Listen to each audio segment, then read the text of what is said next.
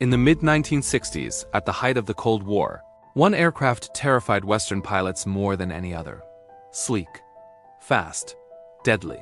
The Soviet-built MiG-21 dominated the skies of the Middle East, flown by Arab air forces trained and supplied by Moscow. Israel faced this jet almost daily, yet knew surprisingly little about how it truly performed in combat. To Israel's intelligence chiefs, that ignorance was unacceptable. What followed was Operation Diamond, one of the boldest intelligence thefts in aviation history. By 1965, the MiG-21 was the backbone of Iraq's air force. It could climb faster than Israeli jets, turn tightly at high speeds, and threaten air superiority across the region. Israeli pilots had encountered it in dogfights, but assumptions and guesses were no substitute for hard data. Israel needed to know its weaknesses. And there was only one way to do that: steal one. The Mossad began by asking an almost absurd question. Could an enemy pilot be convinced to defect, flying a MiG-21 straight into Israel? It sounded impossible. Iraqi pilots were heavily monitored. Their families were leverage. Defection meant death for relatives left behind. Still, Mossad tried. Agents quietly mapped Iraqi airbases, pilot rosters, personal histories. They searched for dissatisfaction, ambition, resentment, anything exploitable. One name stood out: Munir Redfa, an Iraqi Christian pilot flying MiG-21s for a Muslim-dominated regime.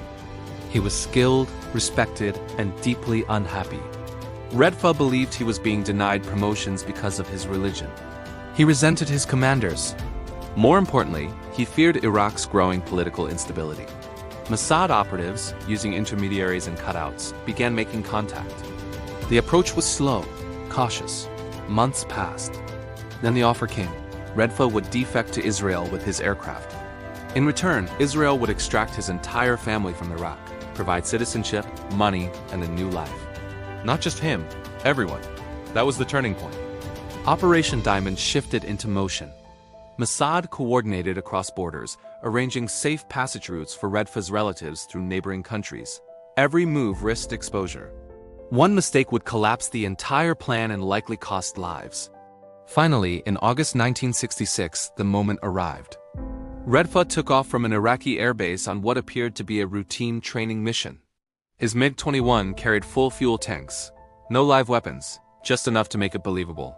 Once airborne, he turned west. Israeli radar detected an unidentified aircraft approaching at high speed. Air defense units were alerted, but standing orders were clear. Do not fire. This was Diamond. Redfa flew low, skimming terrain to avoid detection, fuel gauges dropping fast. Any interception by Iraqi jets would end it instantly. Any navigation error would leave him ditching in the desert. Minutes felt like hours. Then Israeli airspace. 2 Israeli Mirage fighters intercepted him not as enemies, but as escorts. Redfa followed them to Hatzer Air Base, touching down with barely minutes of fuel remaining. Israel now possessed the crown jewel of Soviet aviation. The impact was immediate and profound. Israeli engineers and pilots swarmed the MiG-21. They measured everything: radar performance, turn radius, acceleration, stall behavior, missile guidance, weaknesses at certain altitudes and speeds. For the first time, Israel understood exactly how to beat the MiG-21 in combat. They shared the findings quietly with the United States. Soon, American pilots were testing the jet as well, under a secret program later known as Have Donut. The myth of MiG invincibility collapsed. Western air combat tactics were rewritten almost overnight. The consequences played out in the sky. During the Six-Day War in 1967, Israeli pilots dominated Arab air forces flying MiG-21s. They knew when to engage, when to disengage, when the MiG would fail. That advantage saved lives and reshaped the balance of power in the region. For Iraq, the humiliation was devastating. Redfa was sentenced to death in absentia. Security procedures tightened across the Arab world. Trust inside air forces shattered. For Mossad, Operation Diamond became legend. It was espionage at its purest. No explosions, no assassinations, no armies. Just patience, psychology, logistics, and timing. A reminder that intelligence victories often happen long before wars begin. Munir Redfa lived out his life quietly in Israel. His defection changed aerial warfare more than most battles ever would. Operation Diamond proved that sometimes The most powerful weapon is not destroying your enemy's technology, but convincing them to hand it to you, wings still attached. And from that moment on, the MiG-21 was no longer a mystery.